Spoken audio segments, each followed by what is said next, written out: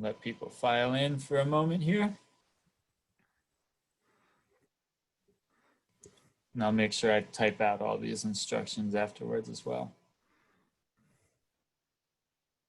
All right. And like I said, I'll type these out so people that are coming in later will be able to read it through as well. But just welcome and thanks for joining us today. We're glad that you could take the time out of your extremely busy schedules to take a gander with us. Before I hand it off to Mike, I just wanted to cover a few technical details. This is Zoom webinar, a little different than Zoom meeting in that your microphones and your cameras are disabled by default. So there's basically 3 ways you can interact with us today. You can use the chat feature if you want to just, make a comment or start some discussion. Just make sure you hit all panelists and attendees and the 2 drop down there if you want everyone to see it. If you just want us to see it, like if you have a technical issue, then make sure it says all panelists. If you have a question related to the content for, either ACRAO staff or for our panelists from FACRAO and SACRAO, feel free to use, or not CAPACRAO, not SACRAO. Feel free to use the Q&A function.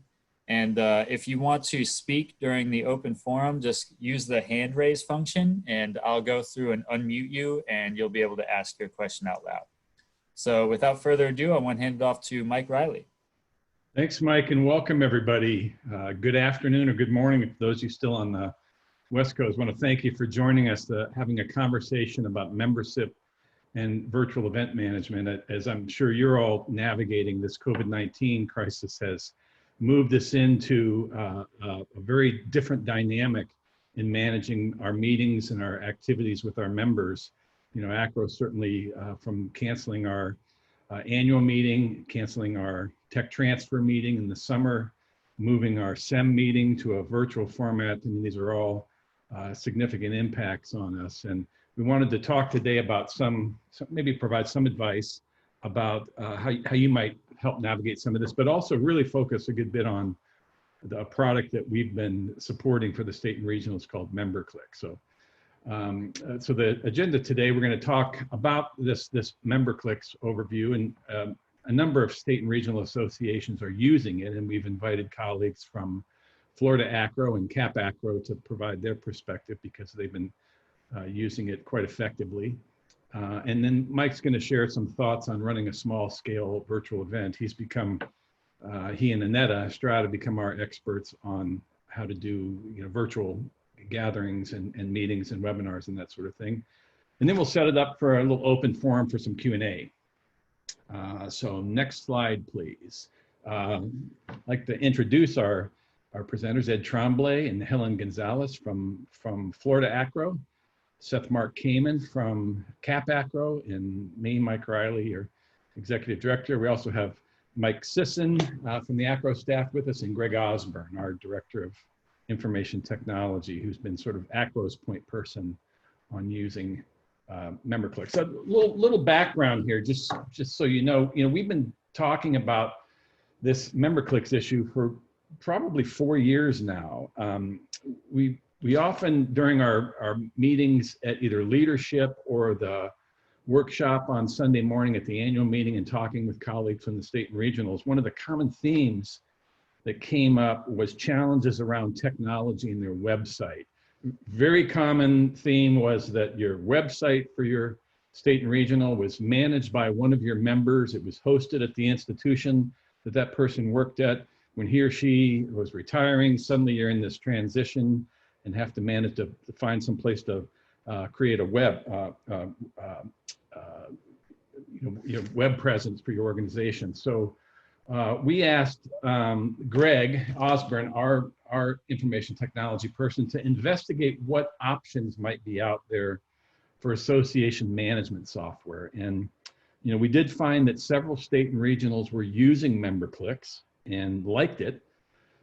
So that became one to consider. And another tip in Memberclicks direction was they were willing to work with us to provide some bulk packaging and group pricing where we couldn't get that conversation with some of the other providers. So we did a 2-year or so pilot project with, I think, 6 Greg or Mike can correct me, I think 6 associations, and evaluated and received good reviews.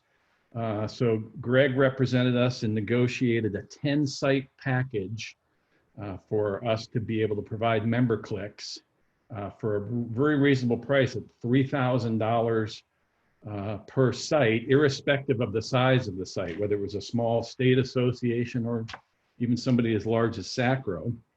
And the ACRAO board agreed to subsidize that annual cost to the tune of $2,000 a year. But even now, during this transition, we're even subsidizing the entire cost of this. So it's available for member associations to be able to implement Memberclicks for really no cost to you. So wanted to go over some of the features of this, Mike. We can go to the next slide. So again, this is an association management software, which is a pretty comprehensive set of functionality to be able to do everything you need to do just about to run your organization, including your website, reporting, accounting, processing, et cetera. So we'll go through some of these slides, and I won't go in detail, but you can download this presentation and go in more detail.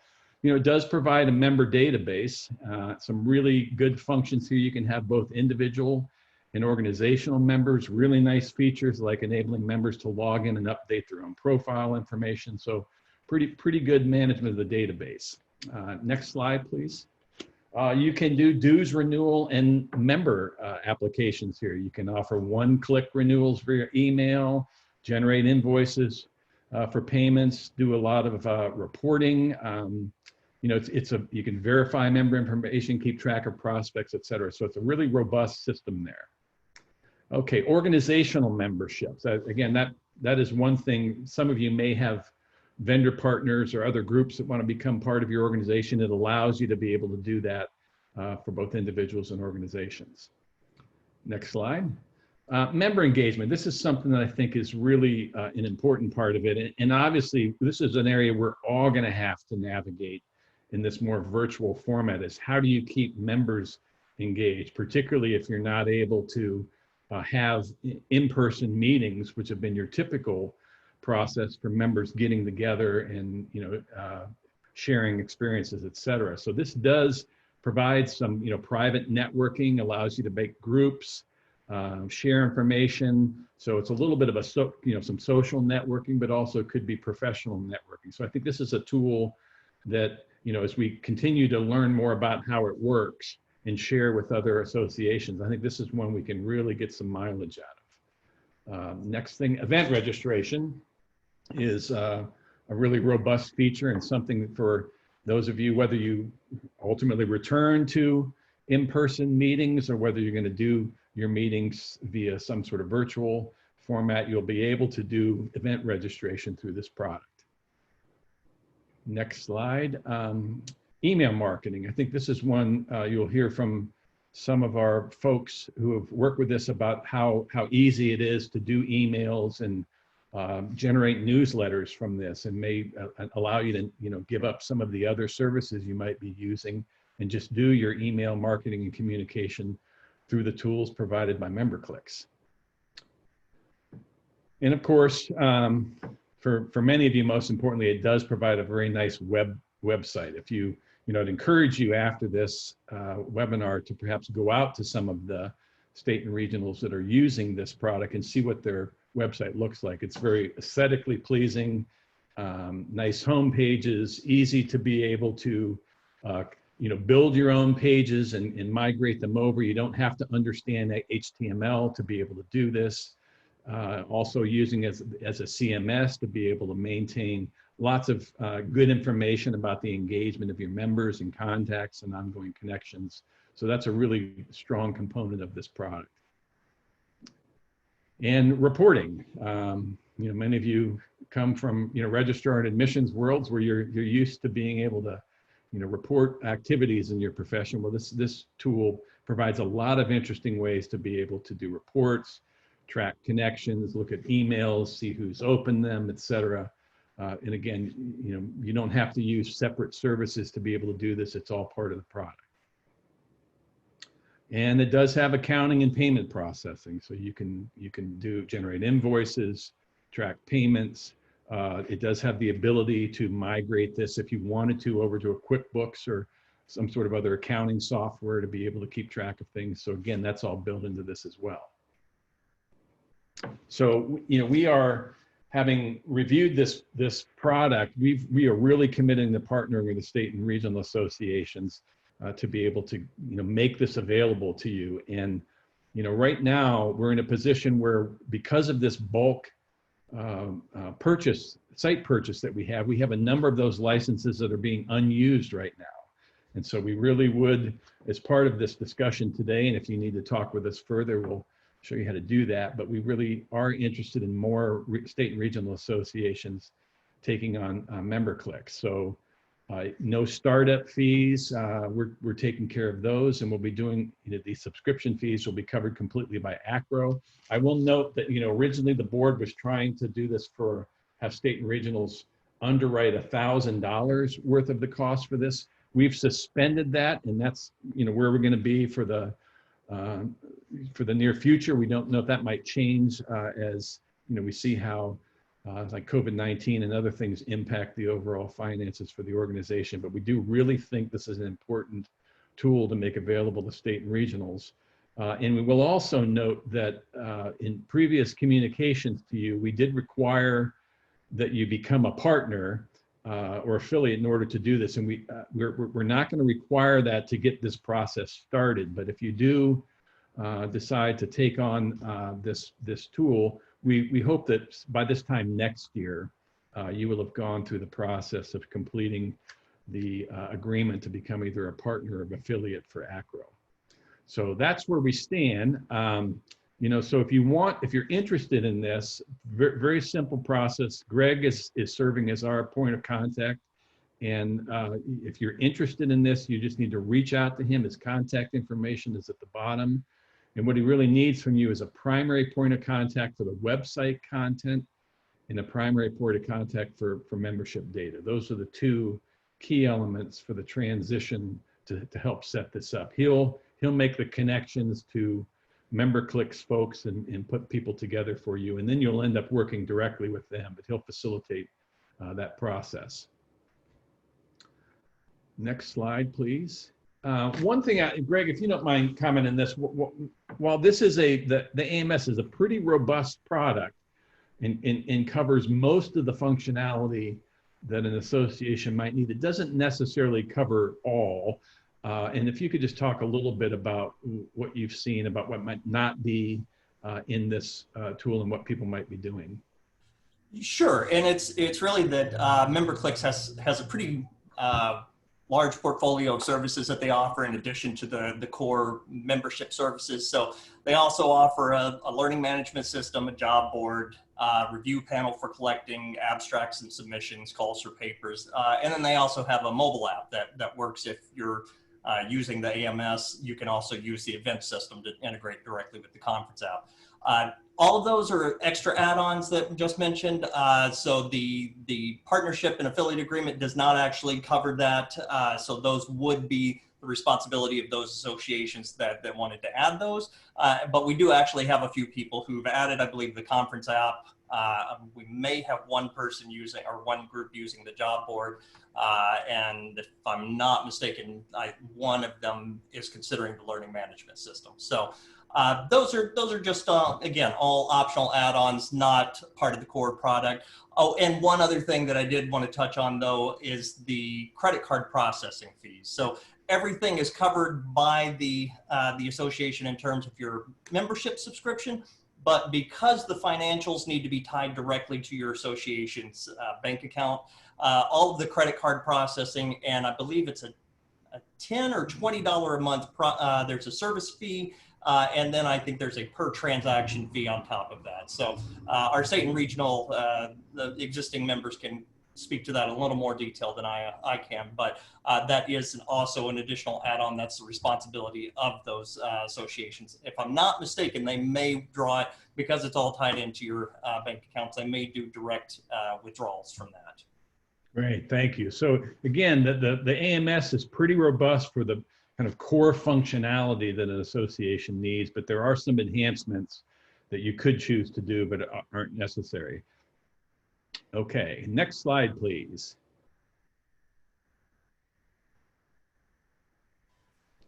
So we wanted to provide some user perspective. So Mike Sisson's going to help us facilitate this from two state and regional associations who have implemented Memberclicks and what some of their experiences have been. Thanks, Mike. Yeah, so we have representatives from FACRO, Ed Trombley and Helen Gonzalez, and then we have from CAPACRAO, Seth Mark Kamen, who both implemented Memberclicks within the past year. I think CAPACRAO did a little bit sooner, or a little bit earlier, I should say. So I just covered this. I mean, very, very similar, I'm sure, to all of your mission statements, but you know, FACRO and CAPACRAO both have commitments very similar to ACRAO's as well about, you know, in getting professional development for members within their regions up to snuff. So I kind of wanted to go through a user experience here rather than having somebody from Memberclicks come on who would only tell you about the good stuff and none of the bad stuff. I wanted to have kind of an in the weeds, kind of like the grimy sort of discussion about what it was like onboarding and what features are being used and what the benefits and maybe some of the cons, if they exist, are, which is why we wanted to bring actual users on. So to start with here, as far as the onboarding and data process migration, I was hoping, Helen, since you're the new VP for IT for FACRO, if you could kind of talk about what that process was like, how involved was it from your end, what was the workload, what was the support like from Memberclicks as you went through that process? Hi, everybody. Of course. So it was definitely a culture change. We had our site on a WordPress website. Memberclicks is an entirely different world. But if you're familiar with anything basic computer related, it's not that hard to pick up. It's just learning the different terminologies. They don't call it pages, they call it articles. So it's learning how to navigate their instructions a bit different. The onboarding process was actually really great. The account representative that we had assigned to us walked us through. It was a lot of hand holding since it was a whole new process. They gave us templates and explained clearly what we needed to fill in, what information we needed to send to them. I will say customer service from everybody that I've experienced, whether it's chat, phone, the account rep for the onboarding, they have done nothing but a spectacular job. And that's coming from me, that's a big deal because customer service for me, I'm usually really finicky. And they've honestly, I was actually on their chat support a little while ago asking another question. Part of the process, they do require that you watch some videos before you can schedule an appointment as far as when you're actually towards the end of the onboarding. So as Mike mentioned, we just recently went live on our website. I believe it was in the spring, January, February, Ed, I believe so, yes. So again, it's a lot of templates. They guide you through the whole process. The only thing that was a little quirky was that kind of irritated me a bit, and just because I'm kind of just, my personality is to jump in and kind of get it done, was that you couldn't schedule these appointments until you watch the videos. and they made sure you watch the videos because the system was like, you can't schedule it. And it was like, I would sit there and watch the videos. I'm like, okay, can we just get on to, you know, being able to schedule and get in and do what I need to do? Because even then, after the fact, after we watched the videos, I would still ask the same questions. And she was like, but you just saw this in the video. I'm like, yes, but our needs are a little bit different than what's covered in the videos. So the videos give you a good foundation as to what to expect and to understand the world of Memberclicks. And there's a lot to learn. I mean, we haven't even tipped the iceberg on what the tools are of what we're going to be able to use. And I'm sure Ed will talk about it a little bit more. But overall, it was honestly a really great, one of the best onboarding experience I've ever had with a vendor. Awesome. Yeah. I was going to add, if I could, to Helen's point, that FACRO was at a fairly pivotal point when the offer initially came about for us, because our website host was a small private owner who had decided to phase out their service, and we were looking for a new host. We migrated skeletally to a new host. The person who worked our CVent event management system for us was no longer affiliated with the organization, so we had a lot of things going about, and this came about at just the right time for us. So for us, the onboarding is probably what it's going to be like for most organizations, where you're just trying to rebuild your capabilities that you currently have, to build your site as you currently have, and sort of launch it live in the new system. And we're at the point now, I think Seth is probably further along with his organization, but we have been able to duplicate everything pretty successfully that we had before. Now we're adding additional capabilities and looking at the add-ons and improving our services. Yeah, perfect. Thanks, Ed. And Yeah, so we Okay. actually started using Memberclicks while we were at annual meeting in Orlando, because I remember sitting by the pool at the hotel having conversations about how to develop forms.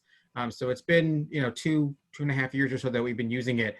And actually this fall, we actually went through pretty much a pretty large redesign of what we had originally put up in terms of both our website as well as the structure of our membership and our membership costs and a whole bunch of other things within the back-end system, because we realized that what we had set up was what was recommended by Memberclicks, but actually wasn't working 100% the way that we needed to do it. And I actually have to say that changing what we were doing was probably easier than actually implementing it the first time, because we actually then knew what it was that we were looking for. And we had enough experience to actually know how to manipulate the data, move things, call things different things, etc. So the system is really easy to adapt as necessary to your changing needs and or to what you realize you needed and you didn't know you needed at the time. That's great. Yeah, and just in the chat, I noticed Alex Wolniak from New England ACRAO mentioned they did their implementation last fall, and they also had a very positive experience. And again, we're not trying to, we're just trying to make sure this is an attractive option. We're offering it for free, but it's not like we're trying to saddle you with a bad option. So thanks for your input there. And Denise mentioned, as far as the payment processing goes, it's $16.95 per month for now. So thanks for adding that. So moving on to the next question, I'll bounce it right back to you, Seth. What features have you used so far? What are you finding useful, essentially? So, of course, we have our webpage housed on the site with the backend login for our members to register for events and do their processing. We also use it for our membership updates. We also use it to send out our newsletters. It's actually a function similar to something like a constant contact where you can develop a newsletter and send it out, and you have all of the analytics attached to that.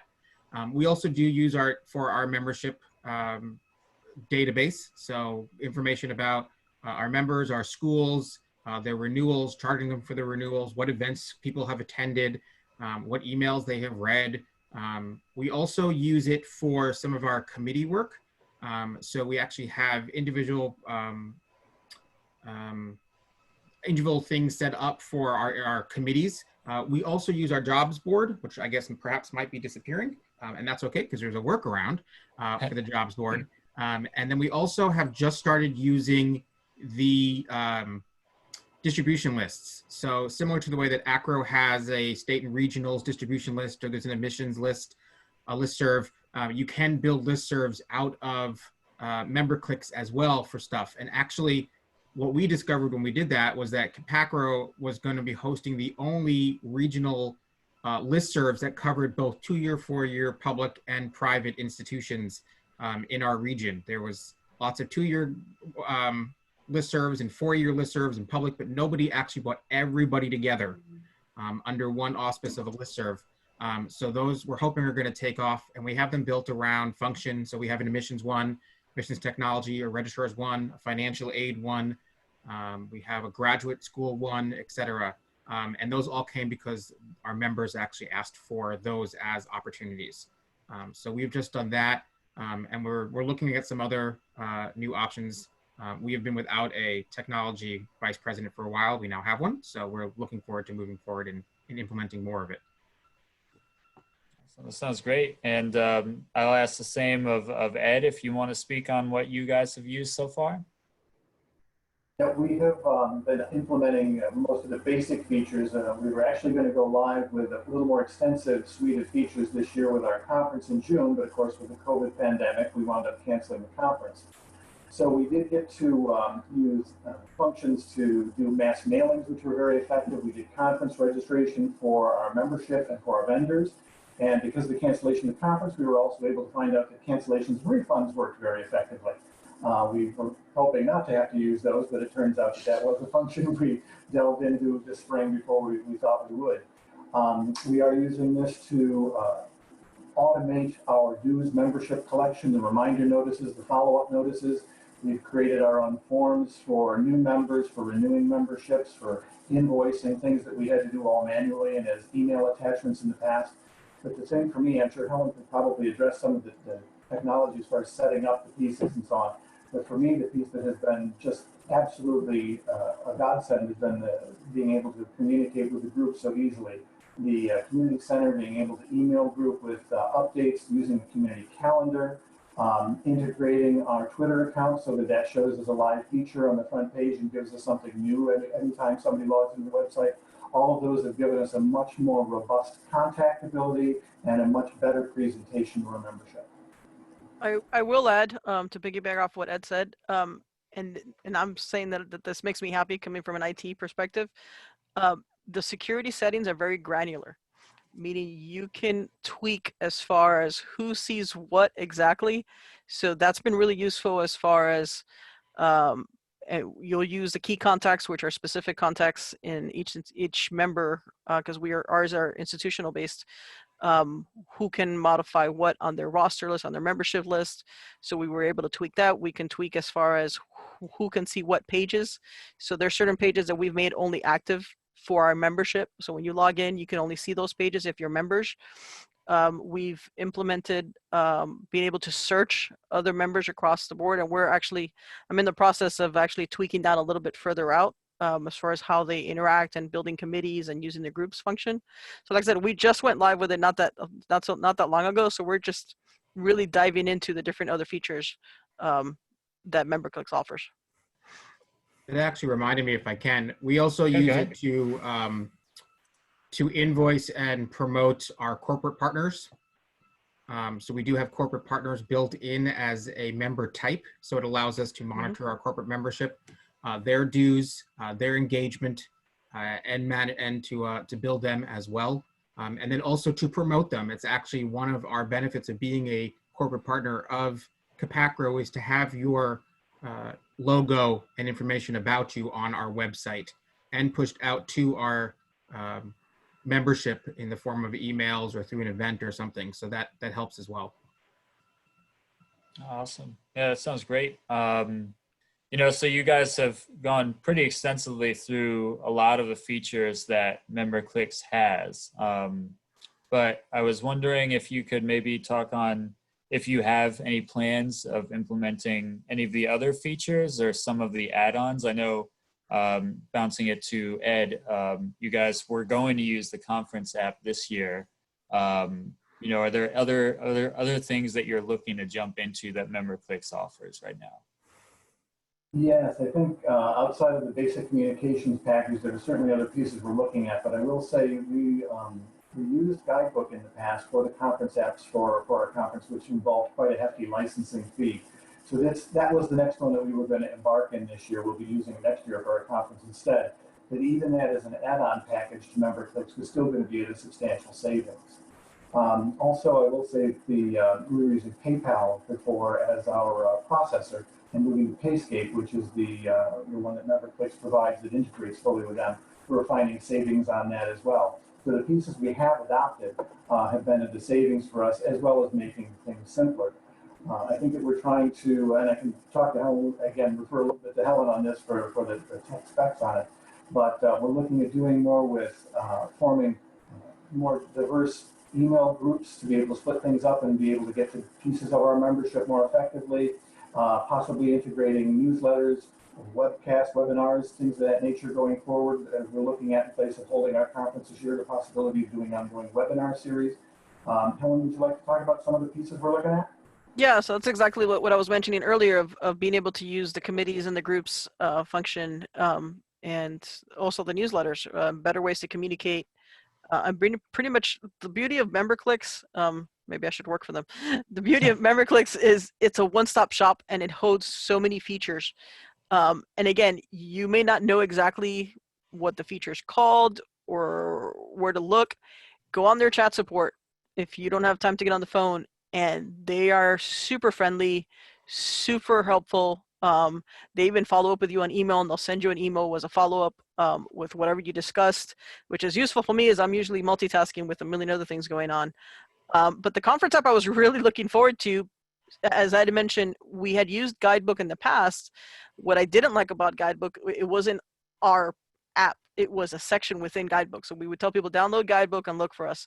The way that this app would be, it's a template, and it's, it's your pretty standard conference app, I call it, but it would be under FACRO kind of branding. So it would be personalized to us, which is what we were really looking forward to until COVID happened.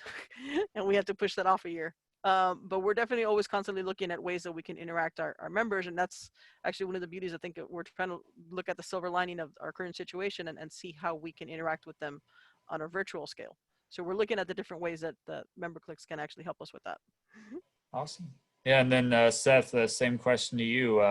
What features are you going to use more, or different features are you going to use in the future?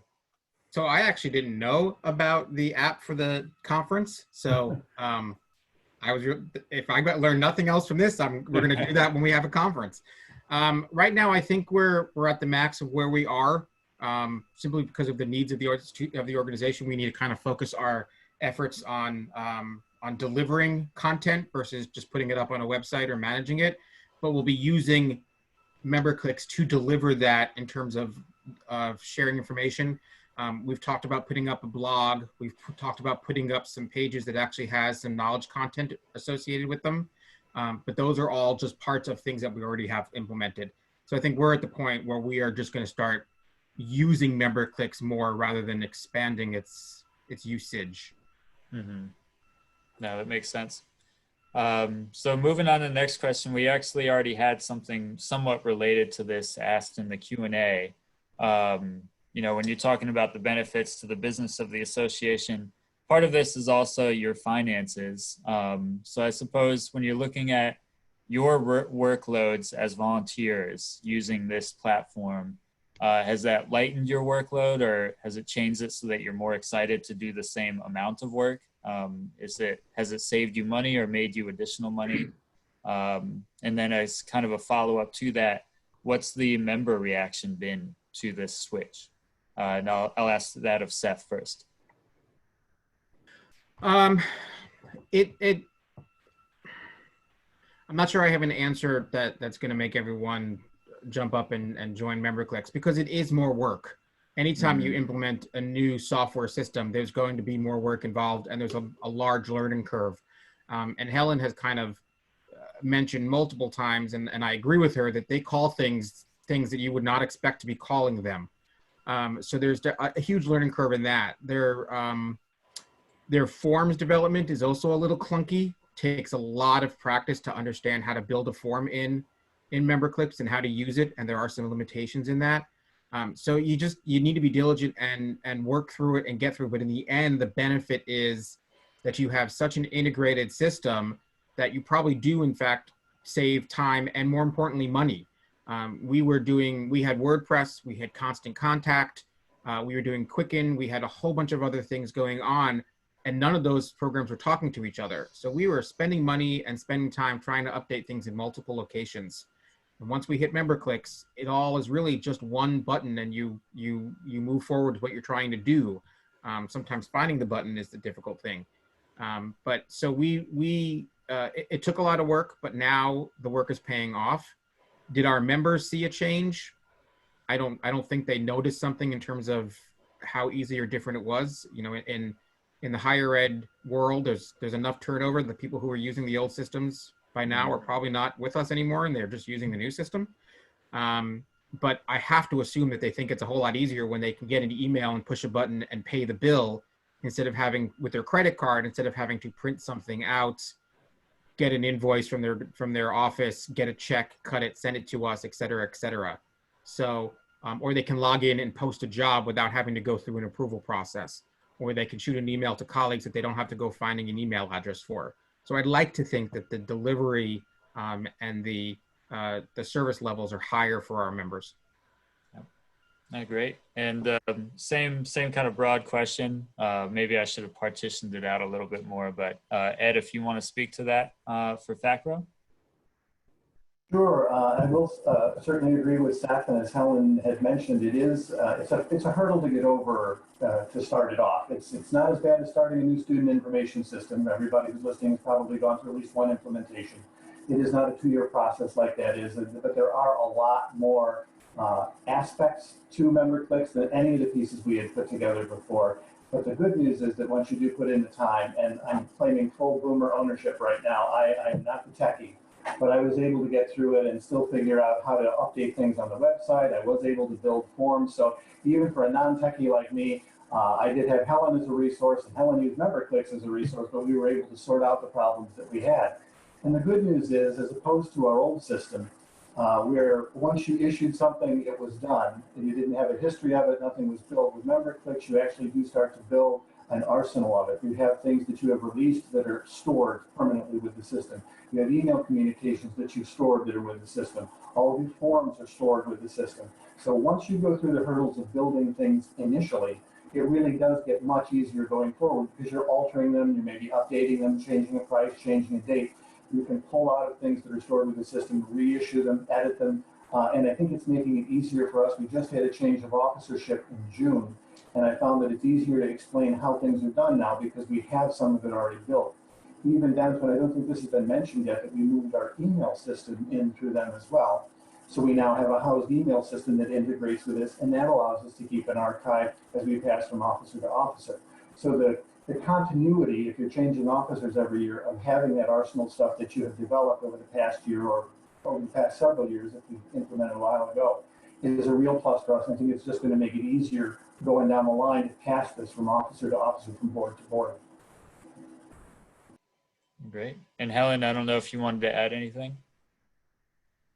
Yes. So actually piggyback off of what Ed said, and this is actually regardless of Memberclicks or not, this was something that I did a couple of years ago, which was create email accounts on our old, and we migrated over to Memberclicks, is create email accounts that are specific to the positions. That way, as officers change, you constantly have the history of whatever communication's gone on with the vendors, with our sponsorship person, our technical person, or whatnot. But yeah, I think when you're implementing any system, there's always going to be a lot of legwork. But once you get the system in place, there's a lot of cruising. So right now we're in the process of cleaning up some of our membership data and our expiration dates and get it all where it needs to be. But next year, once everything's cleaned up, everything will just be an automatic process, because Memberclicks will then go ahead and send out notifications on its own, send out the reminders on its own. It'll kind of take care of itself. So I think as long as you have the patience and you have somebody who's somewhat computer savvy, you should be good to go, because again, Memberclicks will be guiding you and hand-holding you throughout the entire process. Great. And the last one is just if you had any kind of, I guess, generalized or summary sort of comments about your experience with Memberclicks so far, concluding on this part of the presentation anyway. And I'll start with you, Helen, if you'd like. Sure. So I think it's a no-brainer. I know when Ed approached me on what I thought about this, and I looked at the cost and I looked at the features, and I interacted with the reps, I told them this is a no-brainer for us. We definitely saw the savings right away. You know, as long as you have a couple of people, and they don't need to be IT folks, they're familiar with using Word and they know how to navigate, Windows. You can have somebody that can take on the project and work with Memberclicks, learn their terminology, learn how to use it. I tease Ed all the time because he's not the techiest of folks, but the other day he sent out an email with good instructions, and I was actually proud of him. Because he was actually able to do it to show you how simple it is. You need to put in the work. You need to learn the terminologies, which sometimes I'm like, where is that again? And I'm like, oh yeah, because it's not something, at least with my background doing web designs and stuff over the years, it's not the same terminology. So you just need to learn the Memberclicks lingo. But, for me, it was a no-brainer for us to change over. And I think even for all the states, honestly, to be moving under Memberclicks will make all of us kind of look more cohesive and make us all look more uniform. But that's my 2 cents, because I'm very much on standardization and having us all kind of represent the same message. So that's my 2 cents. The only thing I would add is that I am by nature a skeptic. As I mentioned, this really did come at a point where AACRAO was facing some technological hurdles with the current servers and vendors that we were using. So it really forced us to take a better look at this alternative. And I generally do tend to react to anything that looks too good to be true and suspect. And this is one of those circumstances that just proved me wrong. There were certainly the hurdles for implementation, but it is a great system. We really had great luck with it so far. And I know that we are really just beginning to tap into the potential that it'll have. It's something that our executive committee this year will build upon last year, and I think each year it will get better. But to get over your initial skepticism with it and give it a try, it really has worked out very well for us. Seth, you're a little further along than I am. Do you want to add anything to that? I would agree. I'm a skeptic as well.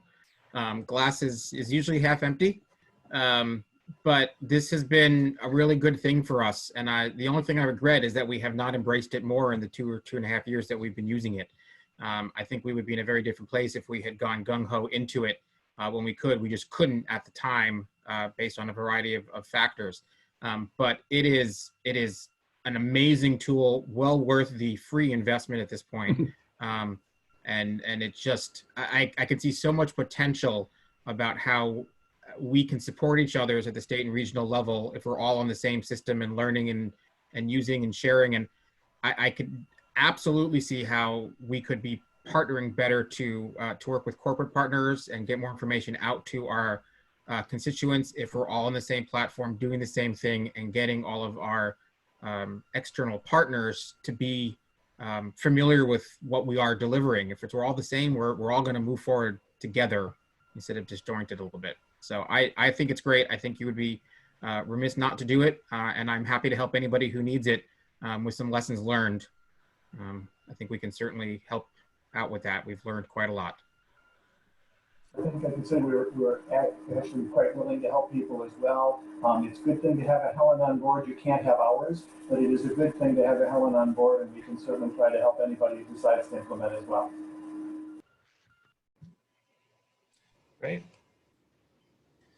Yeah, so Mike, if you want to wrap us up. Yeah, so thanks everybody for sharing your experience. Again, all-in-one membership software will cover the costs. If you're interested, do reach out to Greg Osborne to get started. We really would like to get full use of these licenses.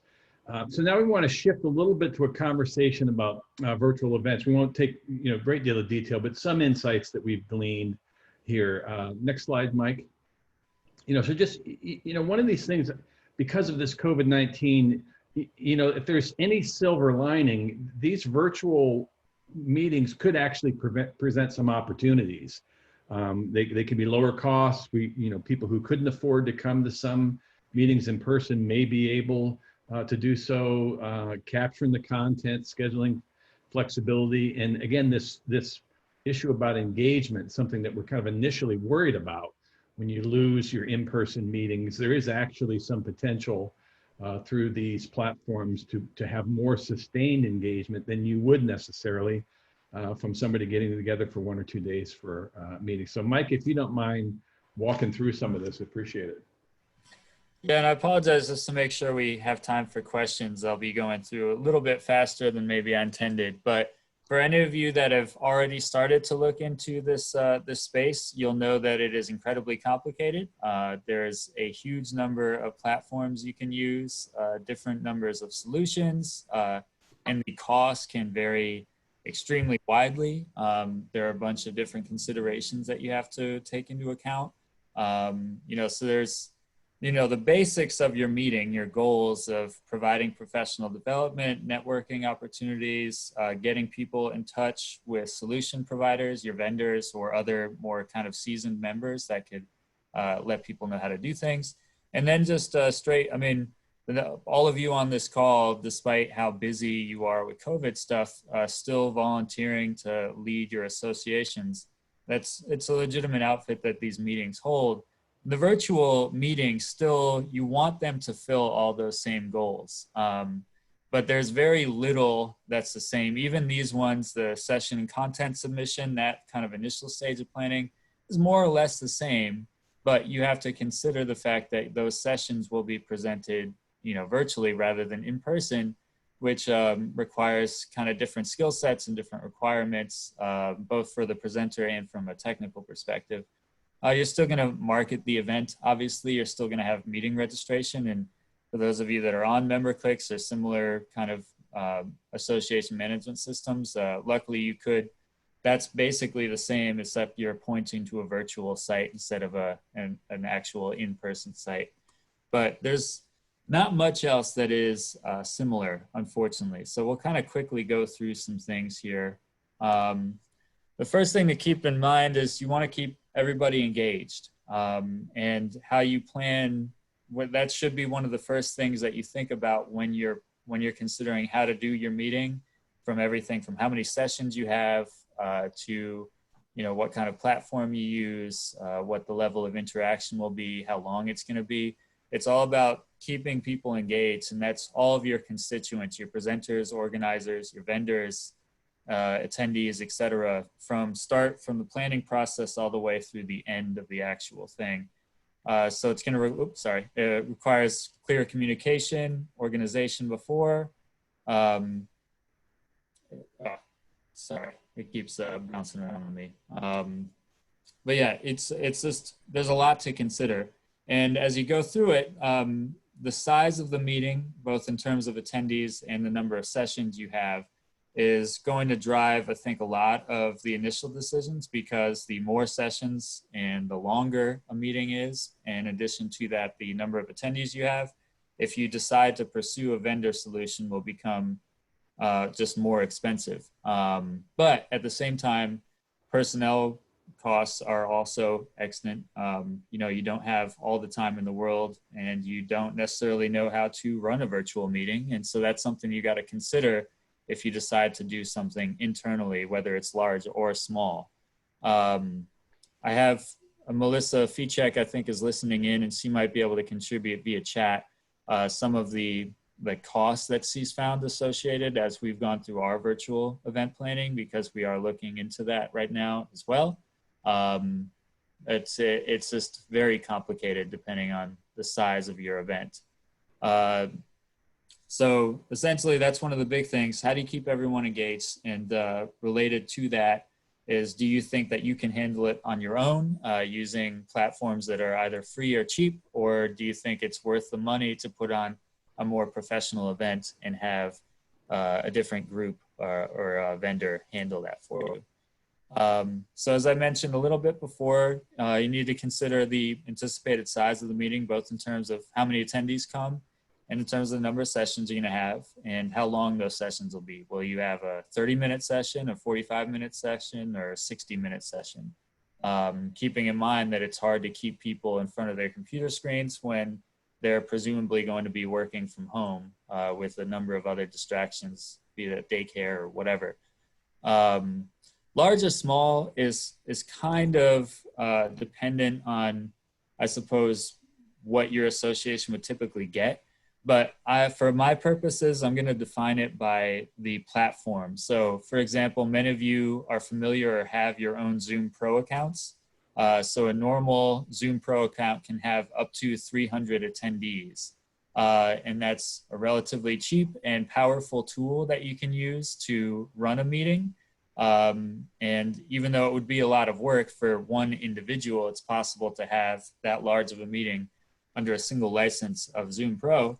So I would say anything larger than 300, you're getting into that large space of meeting size. And you might want to check out or be willing to spend the extra money to have an external vendor actually produce or organize the event for you. So, going through that, some of the other ones, we'll go through platforms a little bit later. 300 is actually among the highest for regular meetings. You can also get webinar licenses, but they have limited interaction capabilities. There's Zoom Webinar. This one has chat, but you wouldn't necessarily easily be able to have people speak. Webcams for attendees wouldn't be possible, and you don't have breakout rooms.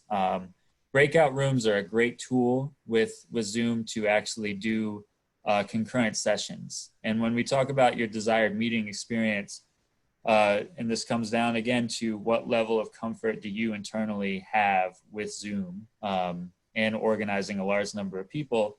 You could potentially have a situation where people register for the event, and then within that registration form, they register for breakout sessions. And Zoom has a feature where you can upload a CSV and populate those breakout sessions in advance. And when you make them, people just automatically get assigned.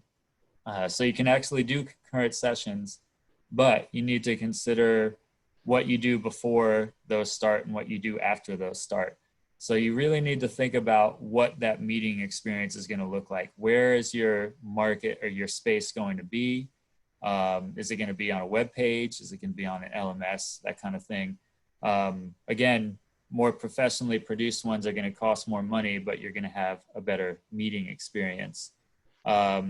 You also need to consider attendee and presenter support. I've been doing webinars for ACRAO since 2013, and I would say there has almost never been a case where where everyone had a perfect time. There's always somebody that has an audio issue that you've got to resolve. There's usually a presenter might have an audio issue and you've got a volume control issue, for example, and you got to tell them to get on a phone rather than using the computer audio, or the webcam doesn't work, or they're not comfortable actually navigating the technical platform. So that's something you got to keep in mind. The more sessions you have, the harder it's going to be for one or even a small team to actually provide technical support. And again, that's where it might be worthwhile when you get into those larger number of sessions and meetings to have an additional person helping you out there. Keeping in mind also, it's not as big of a deal because our webinars are free, that if there is an issue that you just can't resolve remotely at all, there's not much skin in the game. But when someone's paid, presumably you've got to offer a refund if they can't actually you get the experience they paid for. And then moving from there, your meeting dates. If you replicate your usual in-person schedule, which I don't think is very realistic, you have people sitting in front of their computer for 8 hours over the course of 2 or 3 days. It's gonna be hard to keep their attention that whole time. And again, this is all about engagement and value. If you spread it out over multiple weeks, it's probably harder to charge a good amount of money because there's less of an event that might keep a core group of people together for that thing. So you've got to think about maybe a sweet spot of a few days to maybe up to a week, and maybe you do 3 hours of programming a day or less, or maybe you do it every other day. But a way to kind of keep things relatively compact so there is this semblance or an idea of it being a meeting. And that, again, is something that provides value, assuming that you want to generate some degree of revenue from it. And concurrent sessions definitely help with that. It creates that kind of event feel that replicates, but it is also more complicated, as I discussed, to do that. So you might want to rather just do a single track. Or when you get to the larger space, you just have a vendor handle that for you and you're willing to pay that money. The general cost of using a vendor to actually pay for it, it's, like I said, hard to gauge. You could probably do it for as little as $5,000, but it's really hard to give an accurate number unless you do a deep dive yourselves for planning purposes. Finally, you want to look at vendor and sponsor considerations. People still need to connect with these vendors. They provide solutions. It's a good opportunity for them to meet face-to-face and kind of reconnect or just find new leads for the vendors and new solutions for the attendees. So you've got to consider how you keep them engaged. How do you do a virtual exhibit hall? That might be a separate Zoom account where each vendor has a breakout room and people indicate that they want to be in one or the other once they join that Zoom, and a host within that room just shuffles them over, manually assigns them to that room.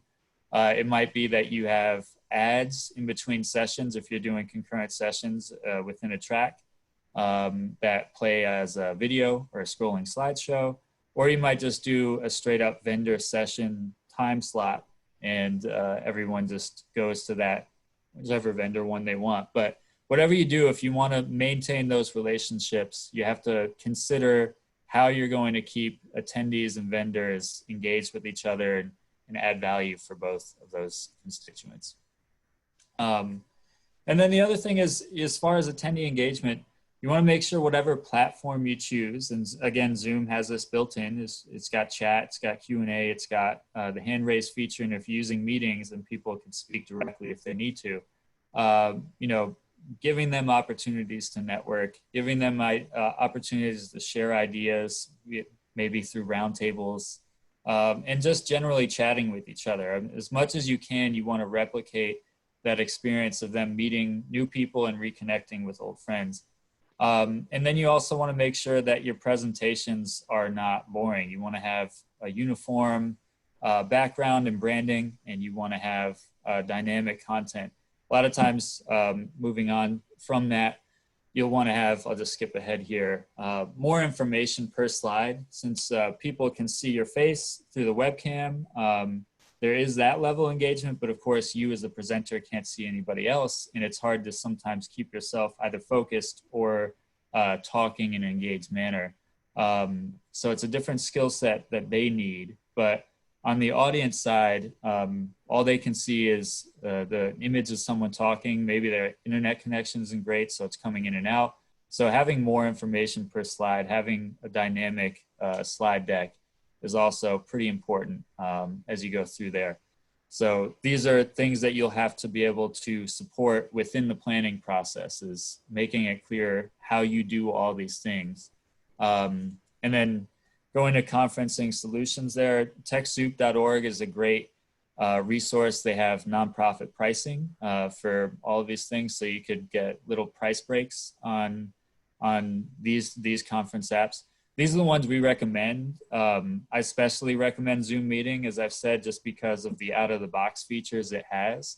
But you can obviously look at GoToWebinar or Training, WebEx, Connect.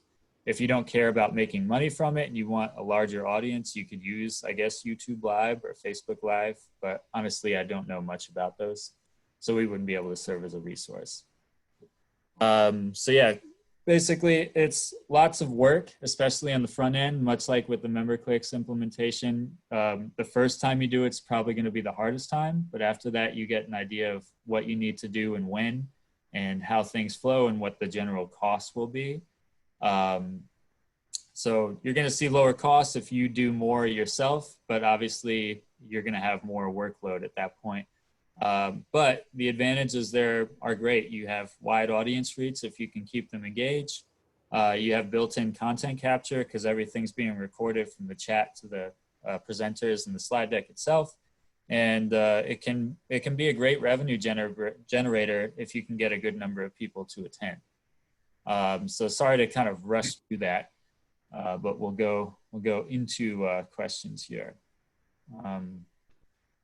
So the first one is actually related to Memberclicks, and somebody asked, and this is, I guess, more for Mike, how long will free be free?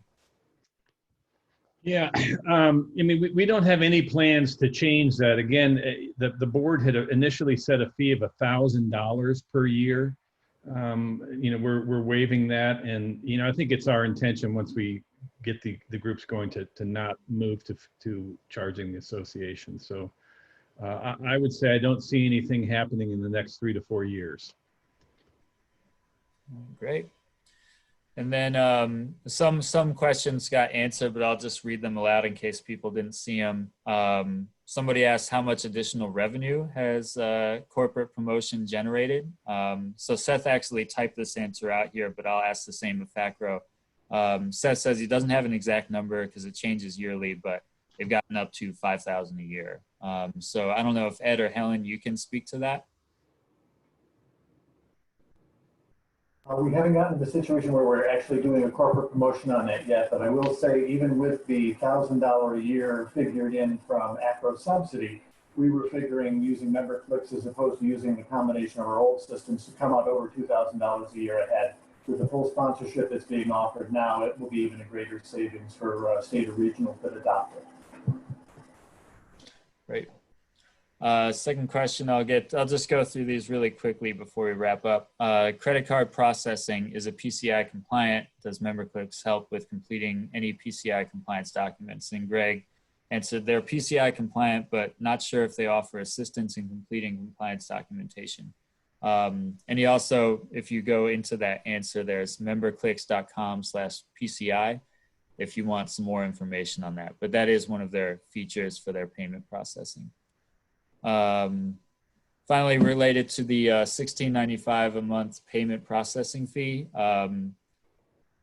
essentially, is it a fee per transaction, and do you still have to pay it if there are no transactions in a month? And Greg asked, that's the flat monthly fee they charge regardless of whether transactions are processed. But to, let's say, Seth and Ed and Helen, can you use the software to survey your members? Yes. Yep. And the answer is yes. Yep. All right, so I don't see any other questions there. So we'll wrap up just because we're at 3 anyhow. So again, getting started with Memberclicks, just email Greg at gosburn@acro.org. And if you do have some more questions about how to use Zoom to start up a virtual event, whether it's a larger scale one or just a one-off or two-off type of thing, feel free to email me or Aneta at content@acro.org or assistantm@acro.org, and I'll type all these in, or stroud@acro.org. And we're happy to kind of walk through how that might look on your end, from an event space to the actual technical production of the virtual presentations. So yeah, thanks for joining us, everybody. And Thanks, everyone. yeah. All right, have a good day.